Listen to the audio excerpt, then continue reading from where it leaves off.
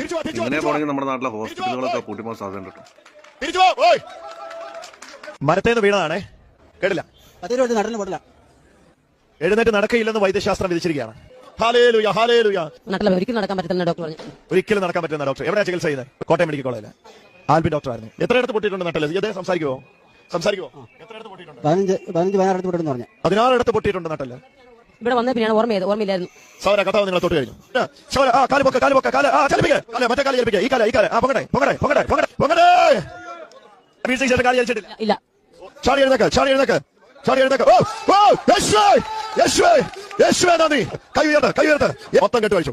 ഞാൻ കണ്ടു അയാളുടെ മേൽ നിന്ന് ബാധ ഒഴിഞ്ഞു പോകുന്നേ. കമ്പി വെച്ച ബെൽറ്റ് ഒരിക്കലും അനങ്ങാതിരിക്കാൻ. സ്റ്റെപ്പ് വെച്ച് വഴി കൊടുത്തേ. ആരെ പിടിക്കണം? മുണ്ട് മടക്കി കൊടുക്കാം. വിളിച്ച് തിരിച്ചു വാ.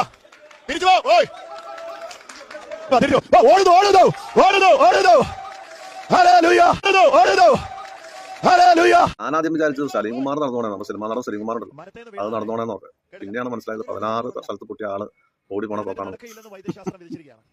വല്ലാത്ത ജാതിനാട്ടോ. അല്ല, ഈ പുള്ളിനെ നമ്മുടെ RCCയിലേക്ക് വിട്ട് അങ്ങനെ ഉണ്ടോ? അവിടെയാണ് കുറെ രോഗികളുണ്ടല്ലോ. ആ ചികിത്സയൊക്കെ പുള്ളിക്ക് അറിയാമെങ്കിൽ ഇത്രയും കഷ്ടപ്പെട്ട് നടക്കുന്ന ആൾക്കാർക്ക് ഒരു സമാധാനം കിട്ടും. ഞാൻ അതാണ് പറഞ്ഞത്.